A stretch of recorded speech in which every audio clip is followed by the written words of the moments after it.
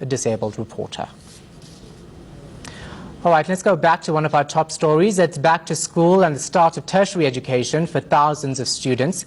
Of course, it is an expensive time for parents. Economist Davy Ruitt joins us now for more on this. Davy, I was saying earlier, of course, it is an exciting time for students, but it really does hit the pockets of parents hard. Well, without a doubt. This was last year was a very difficult year for most South Africans, and I'm afraid 2017 is going to be a very difficult year as well. And the simple reason for that is that the South African economy is just not growing fast enough. And in fact, on a per capita basis, we've been getting poorer while prices have been going up. So I'm afraid this is going to be another very difficult year. And of course, it's very exciting. All these new things happening to you, but it's very important for all individuals to realize that whatever you plan to do for yourself or for your children this year, that you better be very well prepared, and it's very important to plan ahead as well as possibly can. So does this mean we'll see more South Africans in debt? Well, I'm afraid many South Africans are in debt already, and I'm afraid we're probably going to see a further increase in that. And there's a good possibility that the South African Reserve Bank may increase interest rates, making it even more difficult for people that owe money. And for that same reason, that if you do prepare a budget for this year, you also have to include an item, unforeseen expenses, which will include things like, for example, rising petrol price and rising interest rates and the like. It is very, very important to make sure that you plan well ahead and that you include some expenses for unforeseen expenditures as well. Now, the Competition Commission is investigating whether parents are being ripped off for the cost of school uniforms. Given that, do you think South Africans need to question more how much they pay for things?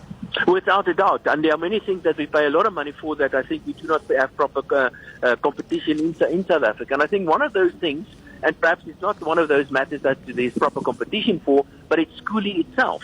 Because we pay, as South Africans, we pay a lot for school in South Africa. It's the biggest expenditure item for the Minister of Finance, but the outcome thereof is really absolutely terrible. So when we talk about whether we pay too much for things, it's not only the private sector always that sometimes overcharge or sometimes there's not enough competition. Quite often it is the state that's simply not spending our money wisely enough.